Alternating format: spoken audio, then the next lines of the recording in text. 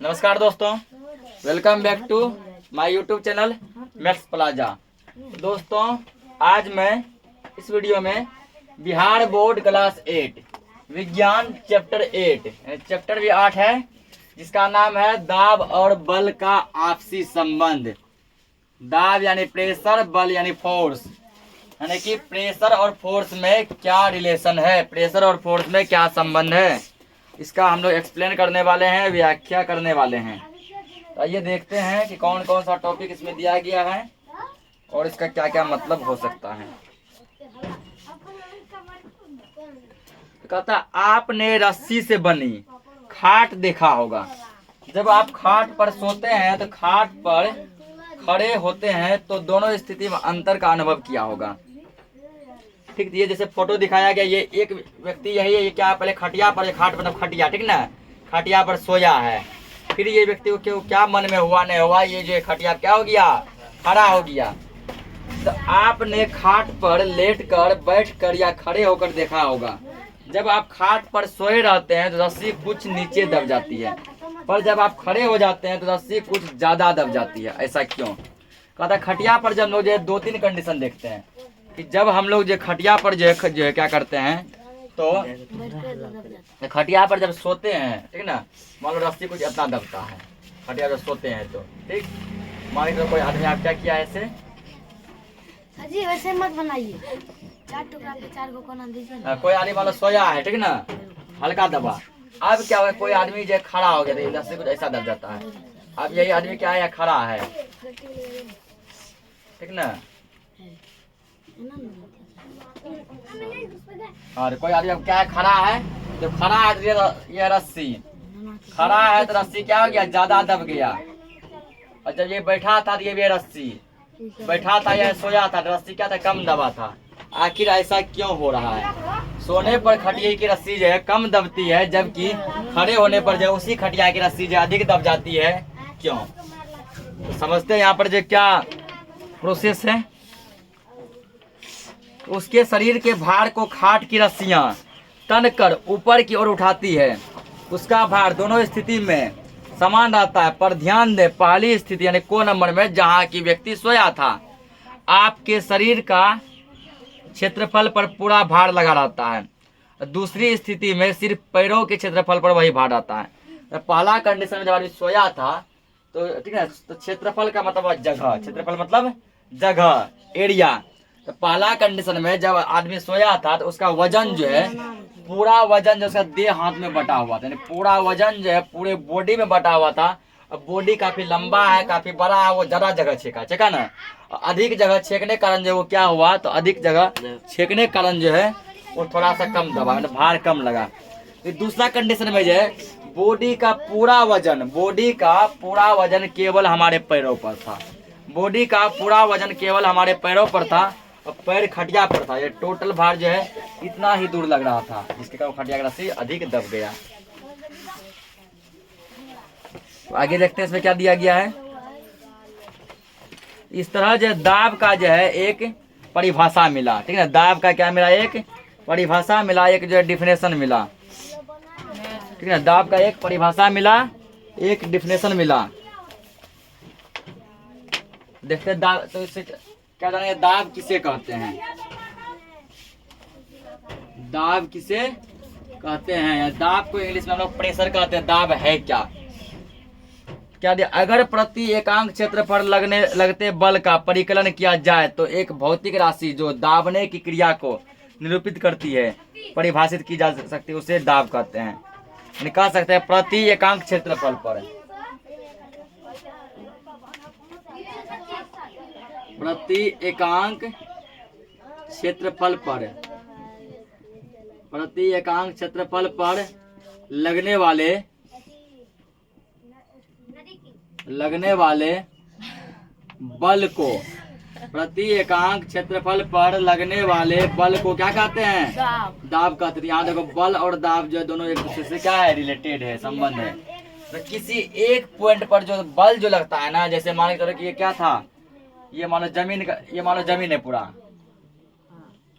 ठीक, हम पार्टिकुलर इस पॉइंट पे खड़ा है, ठीक है ना, ये मानो यहाँ पे हम क्या है, खड़े हैं। ठीक। और हाँ, ये मान लो कि कोई व्यक्ति खड़ा है, ठीक है, हमने है, कोई और है, ठीक। ये वाला पार्ट, ये पूरा क्या है, जमीन है, ये पूरा क्या है, जमीन है। तो एकांक मतलब किसी खास जगह पर, एकांक मतलब किसी खास जगह पर, ठीक ना। तो एकांक मतलब पार्टिकुलर ये पॉइंट पे खड़ा है, इस पॉइंट पे जितना ये बल लगा रहा होगा, केवल इस पॉइंट पर जितना बल लगा रहा होगा वह बल जो है क्या कहलाएगा, दाब कहलाएगा। व्यक्ति तो पूरा जमीन पे खड़ा है, जैसे अभी हम जो खड़े हैं पूरे जमीन पे खड़े हैं ना, लेकिन अभी जिस जगह पे खड़े हैं पार्टिकुलर, जैसे पूरा जमीन है, पूरा क्या है, ये जमीन है, और इस जमीन के पार्टिकुलर जिस भाग पे अभी खड़े हैं, तो मान के चलो इतना जगह खड़ा होंगे, इतना जगह खड़ा होंगे, तो अभी जमीन के जितने जगह पे खड़ा है उस पे हम लोग जो बल लगा रहे हैं, जो इसको दबा रहे हैं हम लोग, जमीन को बल जो लगा रहे हैं, जो फोर्स लगा रहे हैं, वही बल वही फोर्स क्या कहलाता है, दाब कहलाता है। वही यहाँ लिखे हैं, प्रति एकांक क्षेत्रफल पर किसी खास जगह पर लगने वाले बल को दाब कहते हैं। अब आगे समझते हैं कि और आगे क्या दिया गया है। इस तरह जो है, इस तरह क्या निकला, दाब का जो है फार्मूला, ये फार्मूला भी निकल गया, ठीक है, दाब का फार्मूला। जैसे मान लो हम लोग जब हिसाब बनाएंगे, न्यूमेरिकल बनाएंगे, तो वो जो है कैसे बनाएंगे, तो दाब बराबर क्या होता है, दाब बराबर जो है फार्मूला बना बल बटे क्षेत्रफल, बल बटे में क्षेत्रफल, यानी कि कितना हम जो, जैसे मान लो कि यहाँ खड़ा है, यहाँ हम कितना बल लगा रहे हैं, हम जो खड़ा है कितना बल लगा रहे हैं और कितना जगह पर खड़ा है, इन दोनों पर जो दाब का फार्मूला निकला। तो हम जो जैसे मान लो जमीन पर खड़े हैं, या वह व्यक्ति जो अभी जो खटिया पे खड़ा था कितना बल लगा रहा था, ठीक ना, कितना बल लगा रहा था और कितना जगह में खड़ा था, तो जो जगह है वो क्षेत्रफल कहलाता है, बल यानी कितना उस पर हम जो है भार दिए हैं।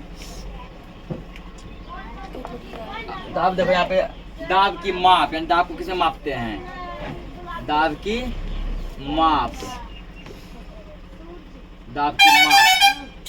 तो बल को मापते हैं हम लोग न्यूटन में, बल को किसे मापते हैं, न्यूटन में, न्यूटन। और ये जो बटे है ना, बटे का मतलब तिरछा डंडा, इससे तिरछा डंडा को कहते हैं प्रति, तिरछा डंडा को प्रति। और क्षेत्रफल को मापते हैं वर्ग मीटर, वर्ग का मतलब है स्क्वायर, वर्ग मतलब स्क्वायर, वर्ग मीटर। दाब का माप है न्यूटन प्रति वर्ग मीटर। इसी को इंग्लिश में लिखेगा, न्यूटन को लिखते हैं एन, कैपिटल एन, न्यूटन को कैपिटल एन, तिरछा डंडा है प्रति, और मीटर को लिखते हैं एम, और वर्ग का मतलब इसका स्क्वायर, न्यूटन प्रति मीटर स्क्वायर। तो पूछेगा दाब का माप किस में करते हैं, न्यूटन प्रति मीटर स्क्वायर में। या दाब का एसआई मात्रक क्या है, तब भी यही होगा, ठीक है। हम लिखते हैं यहाँ पे एसआई मात्रक भी, एसआई मात्रक ब्रैकेट में दो। दाब का एसआई मात्रक क्या है, न्यूटन प्रति मीटर स्क्वायर। दाब को किसमें मापते हैं, न्यूटन प्रति मीटर स्क्वायर में। हिंदी में बोलेंगे तो न्यूटन प्रति वर्ग मीटर। ये क्या दाब की माप है। अब क्या हमारे दैनिक जीवन में दाब का उदाहरण, ये तो हम लोग दाब का पूरा जो है साइंटिफिक घटना समझे ना। अब जो है हमारे दैनिक जीवन में जो दाब जो है कहाँ कहाँ देखने को मिलता है, वो अब हम लोग देखते हैं।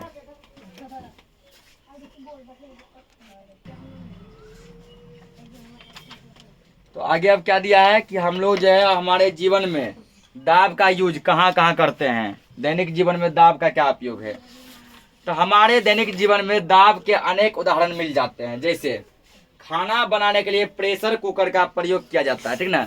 हम अभी जस्ट बताए थे कि दाब को इंग्लिश में प्रेशर कहते हैं। दाब को इंग्लिश में क्या कहते हैं, प्रेशर। यानी कि प्रेशर कुकर का जो हिंदी जो होता है वो होता है दाबित कुकर। क्या होता है, दाबित कुकर, ठीक ना, क्योंकि उसमें भी दाब लगता है। हम लोग जो दैनिक जीवन में जो प्रेशर जो कुकर जो यूज करते हैं उसमें भी दाब का यूज होता है, और दाब के कारण ही उसमें खाना पकती है। चिकित्सा विज्ञान में दाब का प्रयोग होता है, यानी कि डॉक्टरी एरिया में भी दाब का यूज किया जाता है। सुई द्वारा दवा का प्रयोग इसका एक अच्छा उदाहरण है। सुई में जब दवा भर लिया जाता है, ठीक है, और उसको हमारे बॉडी में से दबा के दिया जाता है, चाहे मांस में दे चाहे नस में दे, तो वहाँ से दबाते हैं ना, सुई को जब दबाते ये भी दाब है। यहाँ पे क्या लग रहा है, दाब लग रहा है। ये सब हम लोग दैनिक जीवन में रोज देखते हैं। वाहन में एयर ब्रेक का प्रयोग किया जाता है। तो गाड़ी में जब ब्रेक को ऐसे दबाते हैं गाड़ी को रोकने के लिए, वो भी क्या करते हैं, वो दाब लगाते हैं। क्या करते हैं, दाब लगाते हैं। साइकिल की टायर कार की टायर से पतली होती है, कार की टायर बस और ट्रक के टायर से पतली होती है। तो साइकिल का टायर देखा होगा कि 4 चक्का के टायर से कैसा होता है, बहुत पतला। पतला रहता है, और कार का टायर जब बस के टायर से पतला रहता है, ठीक ना। तो क्या यहाँ पे बड़े वाहन जैसे बस ट्रक में पीछे का चक्का जोड़ा में लगाया जाता है। देखा होगा बड़का बड़का बस ट्रक रहता है, उसमें जो पीछे का चक्का रहता है वो डबल रहता है, 2 गो इस साइड 2 गो उस साइड। इसका क्या करना है, सैनिकों के द्वारा उपयोग में लाए जाने वाले तोप के पहियों पर इस्पात की पट्टी यानी बेल्ट लगाई जाती है। जो फौजी सब जो तोप यूज करते हैं ना, ठीक ना, उसमें जो तोप जो रहता है, तोप वाला गाड़ी, उसमें चक्का जो है पट्टी रहता है, बेल्ट जो बना रहता है चक्का में बड़का रंग का, तो किसका बना होता है, इस्पात का। किसका बना होता है, इस्पात का बना होता है। उसके बाद खेतों में जो ट्रैक्टर जो चलाते हैं उसका ये पहिया जोड़ा रहता है, डबल डबल पहिया रहता है। अब आपको समझने में यह आसानी होगी कि सुई की नोक नुकीली होती है जबकि ब्लेड तथा चाकू की धार तेज। आप यह भी बता सकते हैं कि जानवरों के खुर चौड़े क्यों होते हैं। पता अब जो क्वेश्चन बन गया कि सुई का नोक जो है कितना छोटा रहता है, कितना पतला रहता है, उसका नुकीला रहता है, फिर भी उसमें क्या है, चुभन है ना। जब चाकू हो गया उसका धार देखो लंबा रहता है। तो क्या आप बता सकते हैं कि कुली बोझ ढोने के लिए सिर पर चौड़ा मुरेठा क्यों बांधते हैं। जब कोई कुली जो है बस पर जो या ट्रेन पर सामान उठाता जो है वो अपने सिर पे क्या करता है, यहाँ पे जाति बांधता है, पगड़ी बांधता है, मुरेठा बांधता है, क्यों बांधता है। ये सब ऐसे बहुत सारे क्वेश्चन निकलते हैं। तो दाब के व्यंजक में क्षेत्रफल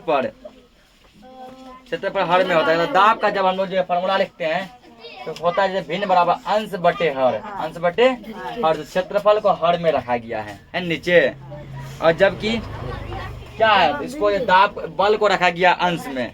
क्षेत्रफल बढ़ाकर दाब का मान घटाया जा सकता है। कहता है जितना क्षेत्रफल बढ़ेगा उतना दाब घटेगा, जितना क्षेत्रफल बढ़ेगा उतना दाब घटेगा।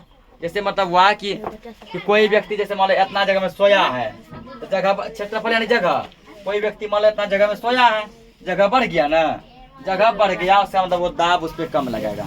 अब कोई व्यक्ति मान लो इतना जगह पे केवल खड़ा है तो जगह घट गया, तो जगह घट गया मतलब दाब वहाँ पे अधिक लगेगा। अब द्रव तथा गैसों द्वारा लगाया गया दाब, यानी कि पानी और गैस जो है हमारे ऊपर क्या करते हैं, दाब लगाते हैं या नहीं लगाते हैं, तो कैसे लगाते हैं। तो द्रव तथा गैस तरल पदार्थ हैं, सबसे सामान्य द्रव जल है। अरे द्रव यानी कि पानी जो लिक्विड फॉर्म में हो, ठीक ना, जैसे मान लो दूध, पानी या फिर जो शराब, ठीक ना, जो भी लिक्विड फॉर्म में रहता है, पानी वाले फॉर्म में रहता है, उसको हम लोग जो है क्या कहते हैं, द्रव कहते हैं। तो द्रव और गैस ये दोनों भी क्या करते हैं, हमारे ऊपर दाब जो है लगाते हैं। वायु, गैस, धूल कण आदि के मिश्रण है। हवा जो है, हवा में क्या मिला है, गैस मिला है। हवा में क्या मिला, छोटे छोटे धूल कण मिले है ना। हवा जो धूल कण और गैस से मिलके बना है। तरल पदार्थों का एक सामान्य गुण होता है कि वे बहते हैं। तरल मतलब जो भी मान लो लिक्विड फॉर्म में रहता है उसका एक गुण है, वो बहता है। जैसे पानी बहेगा, दूध बहता है, शराब बहता है ना, उसको तुम से गिरा दो आराम से बह जाएगा। अभी आगे दिया, ब्लेज पास्कल एक फ्रांसीसी वैज्ञानिक ने प्रायोगिक रूप से सिद्ध किया कि तरल पदार्थ सभी दिशाओं में एक समान दाब आरोपित करते हैं। अब एक वैज्ञानिक थे, ठीक ना, एक वैज्ञानिक थे, उस वैज्ञानिक का नाम है ब्लेज पास्कल। वैज्ञानिक का क्या नाम है, ब्लेज पास्कल। वैज्ञानिक, उस वैज्ञानिक का नाम है Blaise Pascal. Blaise Pascal, Blaise Pascal. Blaise Pascal क्या बताया, ये बताया कि जब कहीं पर हम जो है कोई भी द्रव क्या करते हैं, गिराते हैं, चाहे मान लो कहीं पानी गिरा दिए, दूध गिरा दिए, शराब गिरा दिए, जो भी लिक्विड फॉर्म में रहता है, ठीक ना, कोई मान लो कि किसी जो फल का जूस गिरा दिए, मतलब जो भी पानी जैसा रहे, तो जितना भी एरिया में फैलेगा, ऊपर नीचे आगे पीछे बाएं दाएं चारों दिशाओं में जितना भी जगह वो फैलेगा, सभी जगह उसका दाब जो है एक जैसा लगेगा। सभी जगह उसका दाब कैसा लगेगा, एक जैसा लगेगा। ये कौन बताते हैं, ब्लेज पास्कल। इसी के कारण जो दाब का एसआई मात्रक हो गया पास्कल। दाब का एसआई मात्रक क्या हो गया, पास्कल। इसी वैज्ञानिक के नाम पे पास्कल। अब पास्कल को शॉर्टकट में हम लिखते हैं PA, capital P small A। तो पूछेगा दाब का SI मात्रक क्या है? पास्कल। दाब की माप किसमें करते हैं? न्यूटन प्रति वर्ग मीटर में। इसी को हम लोग लिखते हैं न्यूटन प्रति मीटर स्क्वायर। तो भाई बता दे नीचे। पूछेगा ब्लेज पास्कल कहाँ के वैज्ञानिक थे? फ्रांस के थे। ठोसों में दाब भार के कारण नीचे की ओर लगता है। अगर कोई जो ठोस जो मान लो मजबूत है, उसमें भार नीचे लगता है। और द्रव्य में जो पानी वाला चीज में भार हर जगह फैल जाता है, यानी दाब हर जगह फैल जाता है। अब ये द्रवों द्वारा लगाया जाने वाला दाब, यानी द्रव यानी पानी जो है हमारे ऊपर कितना दाब लगाती है। तो आप जानते हैं कि तरल सभी दिशाओं में दाब आरोपित करते हैं। अभी जस्ट समझे हैं कि ये जो है ब्लेज पास्कल जी बताए कि जब पानी कहीं गिरता है, जब कोई द्रव कहीं गिरता है, वो अपना दाब जो है बराबर बराबर हर जगह लगाता है ना। जबकि कोई ठोस जो जैसे मान के चलो कोई 2 किलो का कोई बटखरा है, उसको तुम जैसे यहाँ बीच में किसी कहीं पर रख दो बीच में, ठीक ना, तो जिस जगह रखेगा ना वो केवल वहीं दाब लगाता है। लेकिन उसी की जगह तुम क्या करो, जैसे चौकी है या फिर कोई चीज है, वहाँ पे 1 लोटा पानी उल्टा दो, पानी जहाँ जहाँ फैलेगा सब जगह दाब लगाएगा। तो ये बात जो है द्रव एवं गैस दोनों के लिए सत्य है। गैस भी ऐसा ही करता है। देखो हवा में हर जगह गैस फैला हुआ है, ठीक ना। हमारे ऊपर जब दाब जो लग रहा है, ऊपर से भी ऐसे गैस लगा रहा है दाब, साइड से भी गैस से दाब लगा रहा है, इधर से भी ओवरऑल जो है हमको जो चारों बगल से गैस क्या कर रहा है, दबा रहा है, दाब लगा रहा है। चारों बगल से देख गैस क्या कर रहा है, दबा रहा है, ठीक ना। अगला टॉपिक दिया गया है कि द्रव में नीचे की ओर दाब। अब पानी में जो दाब जो है नीचे भी लगता है, पानी में दाब नीचे लगता है कैसे? उसके लिए क्या बोला कि एक परखनली लीजिए। देखो परखनली ऐसा होता है, ठीक है ना। मान लो परखनली लो, परखनली दोनों छोर पर खुली होना चाहिए, इधर भी खुला और नीचे भी खुला। परखनली के एक छोर को गुब्बारे की रबड़ से बांध दीजिए। इसके क्या करो, एक मान लो पाइप जैसा लीजिए, ठीक है ना। पाइप ऊपर भी नीचे भी दोनों बगल से क्या है, खुला है। और उस पाइप में क्या करो, नीचे तुम गुब्बारा बांध दो, बांध दिए ना। और क्या रबड़ की सीट थोड़ा फैल जाते, गुब्बारा बांध दो। अब इस परखनली में थोड़ा सा पानी भर दो, तो थोड़ा पानी भर दिए, ठीक ना। क्या रबड़ की सीट थोड़ा फैल जाती है? देखो, तो जब पानी भरेगा क्या देखेगा, ये गुब्बारा थोड़ा सा फैल जाएगा। गुब्बारा क्या होगा, अब क्या करो, इस पाइप में थोड़ा पानी और बढ़ा दो, गुब्बारा और फैलेगा। पानी थोड़ा और बढ़ा दो, गुब्बारा और फैलेगा। एक टाइम ऐसा आएगा कि इतना फैल जाएगा कि वो फट जाएगा। इसका मतलब अब पानी जो है ना उस गुब्बारे पे दाब लगा रहा था, पानी उस गुब्बारे पे दाब लगा रहा था। एक टाइम में इतना दाब लगा दिया, इतना दाब लगा दिया कि गुब्बारा उसको सह नहीं पाया और गुब्बारे का जय हिंद जय भारत हो गया, ठीक ना। द्रव द्वारा बगल की ओर दाब लगाना। अब कहता है कि द्रव जो है, पानी जो है बगल की ओर भी दाब लगाती है कैसे? पानी जो है बगल की ओर भी दाब लगाती है कैसे? उसके लिए क्या करो,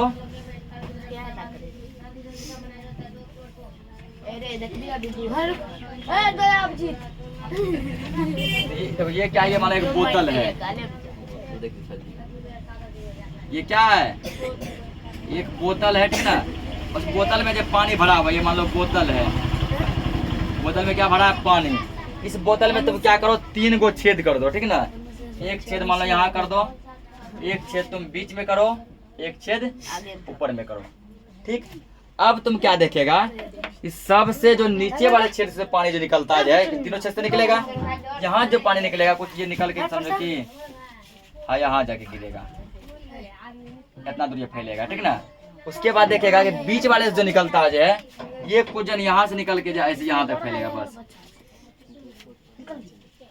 ये तक फैलेगा। अब क्या देखेगा, जो नीचे वाले छेद है, यहाँ जो पानी गिरा ना, ये कुछ फैल के यहाँ गिरेगा। नीचे वाले इसका पानी कहाँ गिरा, यहाँ गिरा।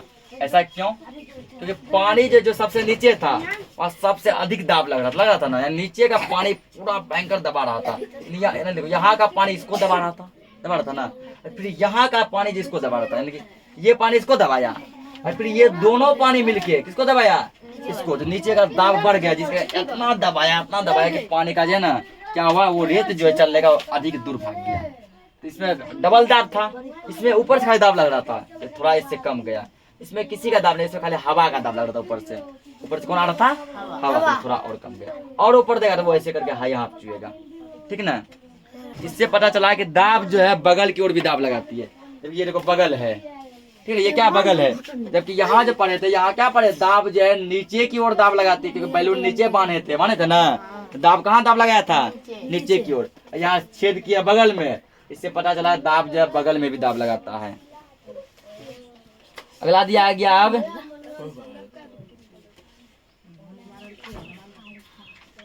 अगला टॉपिक है तुम्हारा द्रव से दाब। द्रव से दाब नहीं बनेगा, कल बता देंगे जब। अगला क्या, द्रव से दाब। तो हम जानते हैं कि द्रव सभी दिशाओं में दाब आरोपित करते हैं। तो ये जो है क्या नाम था इसका, ब्लेज पास्कल जी बता चुके थे कि द्रव जो है सभी दिशाओं में क्या करते हैं, दाब को आरोपित करते हैं, ये जान चुके हैं। इसकी जांच के लिए हम एक साधारण दाब मापी लेंगे जिसे मैनोमीटर कहा जाता है। मैनोमीटर को सरलतापूर्वक तैयार किया जाता है। यहाँ से पता चलता है कि दाब को जो है ना किस मशीन में मापते हैं, मैनोमीटर में। दाब को किस मशीन में मापते हैं, मैनोमीटर में, ठीक है। दाब को मैनोमीटर में मापा जाता है। ये देखो ऐसा होता है मैनोमीटर, ठीक। तो क्या करो, एक मैनोमीटर बनाना है, यू आकार का एक गिलास ले लो। गिलास मतलब कोई मान के चलो कांच का नली है यू जैसा, ठीक ना, कोई कांच का नली ले लो यू के जैसा, यानी ऐसे करके।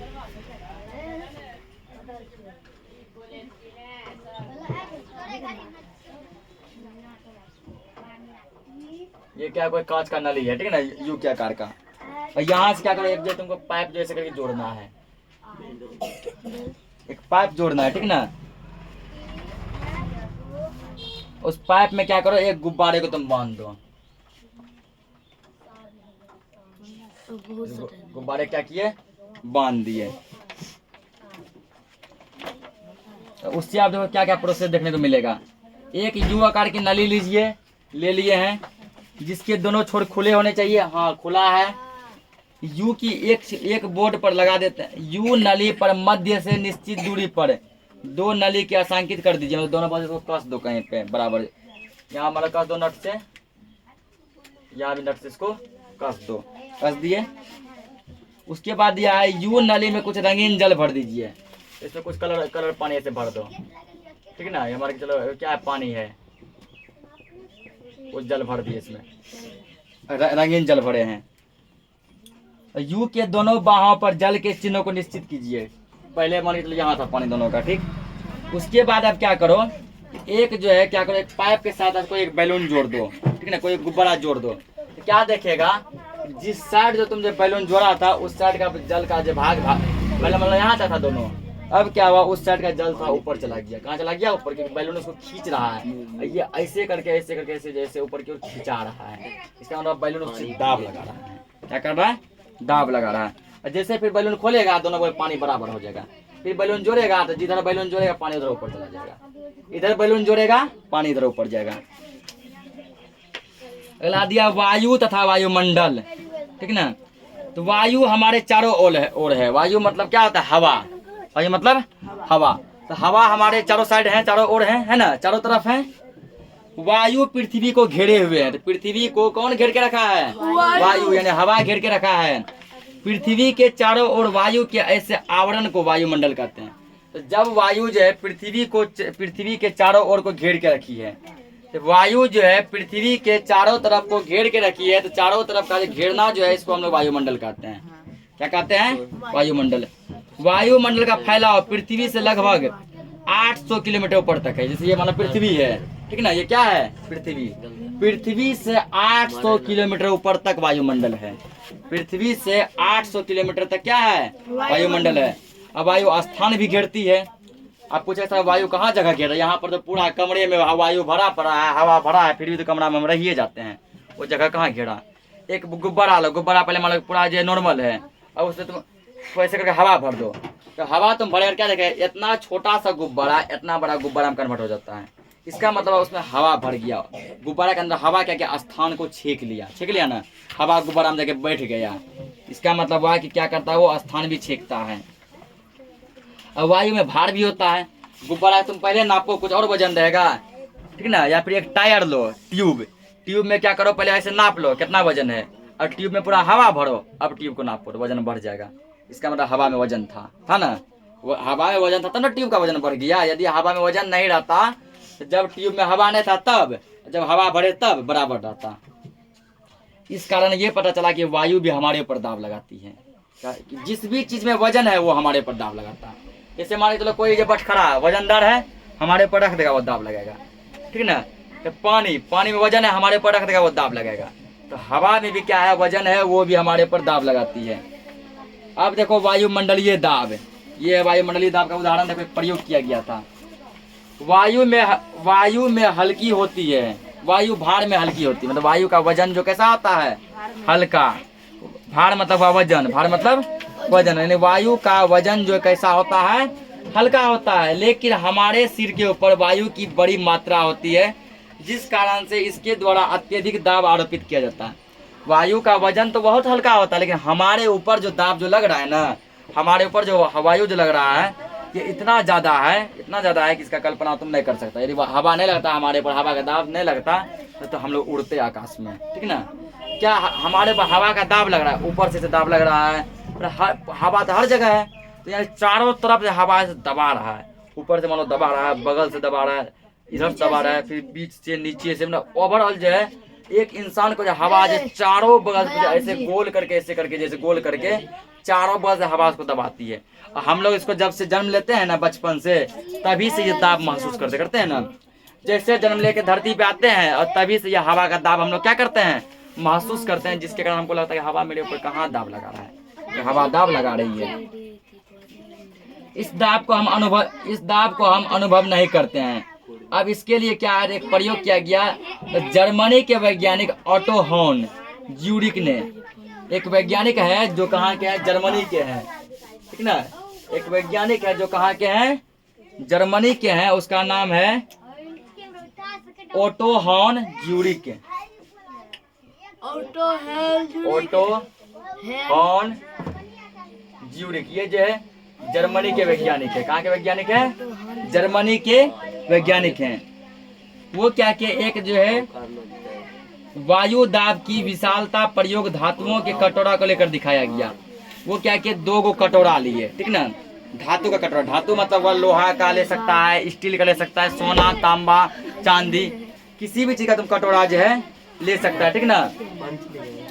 2 कटोरा लिया गया, दोनों कटोरे को लेकर एक गोला बनेगा। 2 कटोरा लेकर, मान लो स्टील का लिया, दोनों स्टील का सेम साइज का, एक क्वालिटी का 2 कटोरा खरीद लिया। लोहा का दोनों कैसे क्या चिपका दिया, ठीक ना, ऐसे करके क्या किया, दोनों को चिपका दिया। और चिपकाने के बाद क्या किया, कटोरों से वायु यानी कि चूसक पंप द्वारा हवा निकाल लिया गया। अब मान लीजिए कि पहले क्या किया, ऐसे कटोरा सटाया, एक जो पंप लाया, ठीक है, जिससे हवा को इस कटोरा से भी खींच लिया, इस कटोरा से भी खींच लिया।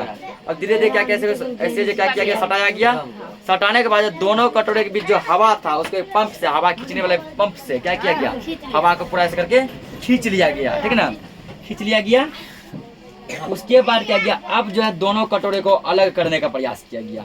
तो पहले हाथ से अलग किया, नहीं हाथ हुआ। फिर जब 2 आदमी मिलकर अलग किया, नहीं हुआ। एक घोड़ा जोड़ा, अलग नहीं हुआ। 2-3 घोड़ा जोड़ा, नहीं अलग हुआ। उसके बाद क्या किया, 8 घोड़ा कटोरे के इस साइड, पहला कटोरा, और 8 घोड़ा कटोरे के इस साइड। 8 घोड़ा इस कटोरा के इधर से खींच रहा है, 8 घोड़ा इस कटोरा के इधर से खींच रहा है, यानी दोनों बल से 8 घोड़ा कटोरा को खींच के अलग करने का प्रयास करा, लेकिन कटोरा अलग नहीं हुआ, क्योंकि उसके बीच जो वायु नहीं था, क्योंकि उसके बीच क्या था, वायु नहीं था। ये जो इसका लास्ट एक और टॉपिक है, वायुमंडलीय दाब का परिमाण।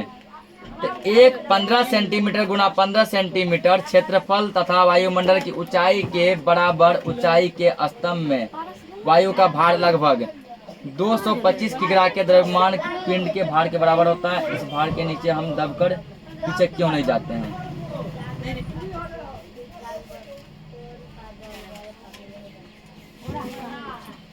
प्राणी का अंतर करता है।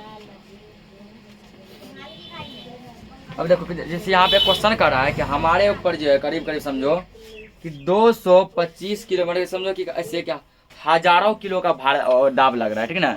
हवा द्वारा जो है बताओ, हम लोग जो 20-25 केजी की चीज को 30 केजी की चीज को उठाने में क्या होते हैं, तो थक जाते हैं ना। हमारे ऊपर जो हवा का जो है हजारों केजी का जो दाब लग रहे हैं, हवा हजारों केजी का दाब हमारे ऊपर से लगा रही है, ठीक है ना। फिर भी हम पीछे क्यों नहीं जाते हैं। इसलिए नहीं पूछते क्योंकि हवा हमारे ऊपर जितना दाव लगा रहा है हम भी उसके ऊपर ऐसे उतना ही दाव लगा रहे हैं। हवा यदि मान लो 2 kg से हमको दबाया, हम भी उसको 2 kg दबाए, ठीक है ना। हवा यदि बगल से मान लो 5 kg से दबाया इधर हाथ से, तो हमारा हाथ भी क्या किया, उसमें 5 kg का दाब लगाया। इससे ये पता चला कि वायुमंडलीय दाब हमारे ऊपर जितना लगता है, हवा जो है हमारे ऊपर जितना दाब लगाती है, चाहे वो 1000 kg का लगाए कि 10,000 kg का लगाए, हवा हमारे ऊपर जितना दाब लगाती है, हमारा शरीर जो है, हमारा बॉडी भी क्या करती है, उस पर जो है उतना ही दाब लगाती है। मतलब 19 लगाया 1000, 10,000, 1000 में 1000 घट गया, क्या हो गया 0। 19 लगाया 200, 19 भी लगाया 200, 200 में 200 गया 0, ठीक है। इससे इस तरह जो हमको लगता है हमारे ऊपर दाब नहीं लगता है। इस तरह ये चैप्टर क्या हो गया, खत्म हो गया। नेक्स्ट लेक्चर में हम लोग इसका क्वेश्चन आंसर देखेंगे। मिलते हैं फिर नेक्स्ट लेक्चर में, तब तक के लिए जय हिंद। धन्यवाद।